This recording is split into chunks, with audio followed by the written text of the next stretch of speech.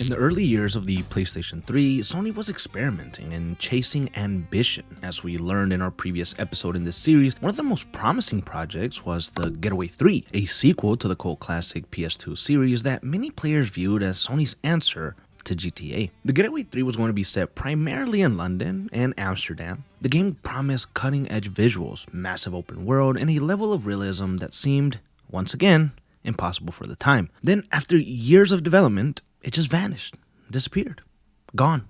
To understand why the announcement of the Getaway 3 generated so much excitement back then, and why many, and I mean many fans, still want it today, it's important to understand what the series represented during the PS2 era. The Getaway carved out its own identity in a time where GTA clones were all the rage. They would take a different approach to the open world formula. When the original Getaway launched, it immediately stood out because of its setting, and at the time, most open-world crime games were set in the USA, while The Getaway placed players in the heart of London. The city wasn't treated as a loose inspiration either. The development team worked to recreate real street landmarks and authentic neighborhoods, giving the game a sense of realism, maybe, that felt unique within the genre. And to be honest, when a game tries to recreate real places with such detail, it makes the experience much more enjoyable, especially for me. And it reminds me of something like Midnight Club. Those games always recreated the cities like to a T, at least in my opinion. Like, from what I can remember, they were really good at doing that, and it just gives you a different level of immersion rather than creating a falsified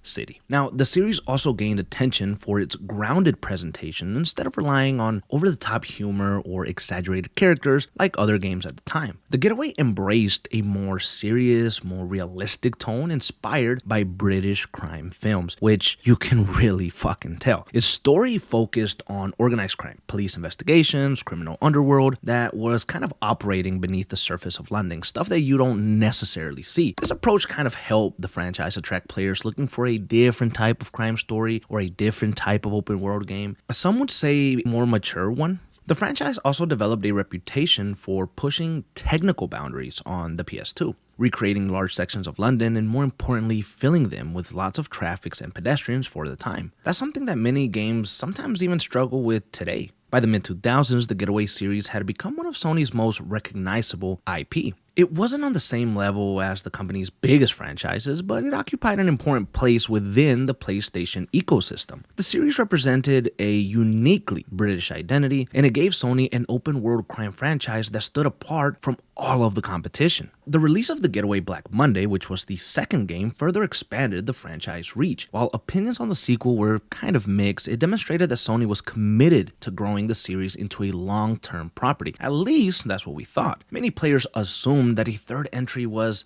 inevitable, especially with the arrival of the PlayStation 3 and the opportunities that the new hardware would provide. That exception is one of the reasons that the Getaway 3 remains such a fascinating piece of gaming history. It wasn't a brand new IP or somebody trying to prove itself like 8 Days was, right? 8 Days had no history before, but the Getaway did. It was a franchise that was already established. It already had an audience. It already had a recognizable identity, and it had years of history behind it. So the first glimpse of the Getaway 3 arrived during Sony's early PS3 presentations, and the footage showed a stunning recreation of London, including a very detailed version of Piccadilly Circus. The level of environmental detail was unlike anything most console gamers had really seen before, and the reveal quickly became one of the most discussed PS3 demonstrations. And just like 8 Days, many viewers questioned whether what they were seeing was truly representative of gameplay. The PS3 generation was filled with ambitious tech demos and target renders, and some people believe that the Getaway footage looked too advanced for the hardware available at the time. Regardless of whether the footage represented the final gameplay, it succeeded in creating excitement around the project. Now, the Getaway 3 also represented a significant technological leap for Sony London studio. The team wanted the city to feel alive in ways that previous entries couldn't achieve. That's what they were aiming for. Another major objective was immersion. The original Getaway titles became known for minimizing traditional HUD elements and presenting information through the game world itself. The Getaway 3 was expected to continue pushing pushing that philosophy. This focus of immersion was uncommon at the time and helped distinguish the series from many of its competitors, which is funny because nowadays a lot of gaming studios and developers kind of want to do that. Before we go more into that, the project also carried enormous expectations within Sony's first-party lineup. During the early PS3 years, Sony needed exclusives that could demonstrate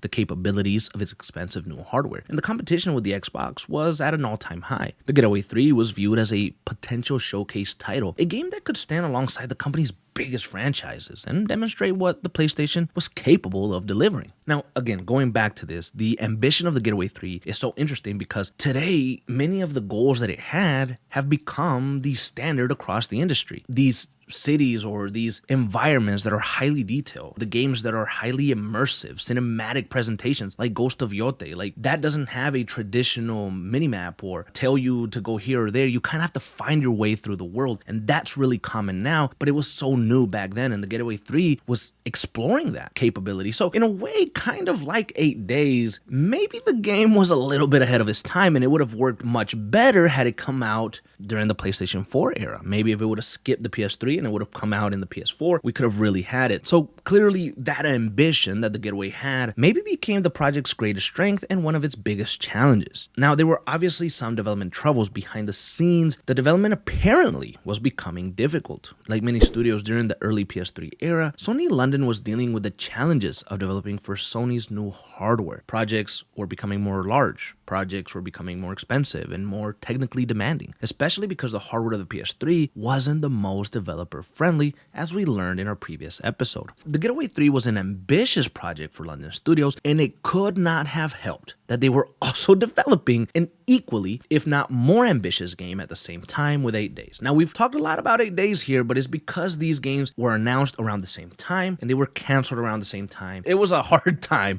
for London studio. As development continued, though, the Getaway 3 found itself caught in a much larger problem. The PlayStation had entered the generation investing heavily in expensive first-party exclusives. Now, the problem was that many of these projects were taking longer to develop and costing more money than expected. And again, it arrived during a time where the PS3 was struggling against the Xbox 360. For Sony's leadership, every major project had to justify the resources being invested into it. This was the noise coming out of Sony. The Getaway 3 was an ambitious open world title that required a massive amount of work still, and that placed enormous pressure on the development team. And even after years of work, significant development still remained. And I think an unexpected success also maybe was the downfall of the Getaway 3. Titles such as Uncharted Drake's Fortune had demonstrated that cinematic action games could achieve critical and commercial success without requiring that same level of investment as a large-scale open-world project. Because if you remember, Uncharted, especially that first one, isn't all that massive. So from a business perspective, Sony had to decide where its resources would have the greatest impact. Remember when I said that 8 Days was also being developed by London Studios? Well, here's the thing.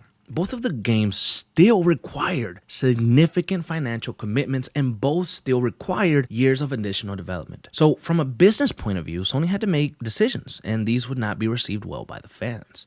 In 2008, Sony would conduct an internal review of its development pipeline. This would lead to concentrating on games that were further along in development and carried less financial risk. The result was the cancellation of both the Getaway and 8 Days, ending years of work across two of the company's most ambitious PS3 exclusives, which is kind of crazy. And I get that they thought maybe both wouldn't work, but I kind of wish they would have reached maybe a happy medium and kept at least one of them in development. Looking back, the cancellation marked the end of an era for the franchise. The Getaway had once been positioned as one of Sony's premier open world titles, but after 2008, the series just disappeared. Now, despite the occasional rumor and fan speculations over the years, the Getaway 3 never returned, leaving behind only early footage and the question of what the finished game might have looked like. Interestingly, though, the story didn't end there. In 2009, Sony London's Nicolas Doucet suggested that both the Getaway 3 and 8 Days had not been completely abandoned. Instead, he described them as being put to the side, explaining that significant work had already been completed before priorities shifted towards projects like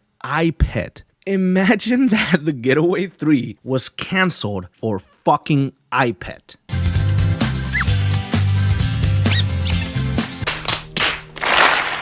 As the years pass, the chances of a revival have become increasingly unlikely, and they have actually completely disappeared. And I'll tell you guys why in just a little bit. The Getaway 3 remains one of PlayStation's most fascinating canceled games. Unlike many canceled projects that disappear without a trace, Sony actually showed footage of the Getaway 3. Players saw pieces of the game. They saw the city, they saw the tech demo. So they could kind of imagine what the open world game was, and they got a glimpse into the story with this cinematic here.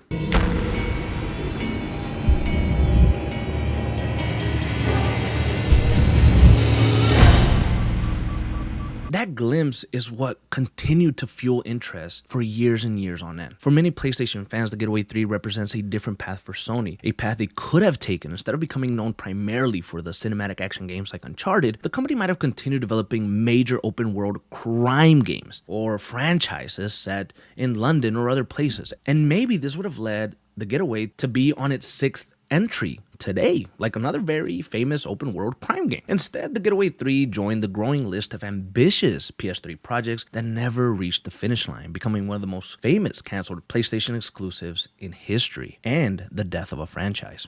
Remember when I said why it seems to be dead forever? It's because in 2024, Sony closed London studio. Now, obviously, it was one of their longest running first party teams, and it cut around 900 PlayStation jobs. So the closure marked the end for a studio that was responsible for the Getaway. Now, there has been rumors that a potential remake could be in the works or conversations around that, but those rumors have come and gone throughout the years. Are we ever going to get a Getaway 3? Are we ever going to get a return to Getaway? I don't know. I think that maybe they could try potentially doing a remake and seeing kind of how that goes, but with Sony being Sony, maybe not. I definitely think that there's a lot of demand still for the Getaway, and every time that anyone even sees anything that resembles the Getaway and how it may look or the game itself, people fall in love. People want it. They still crave it so many years later.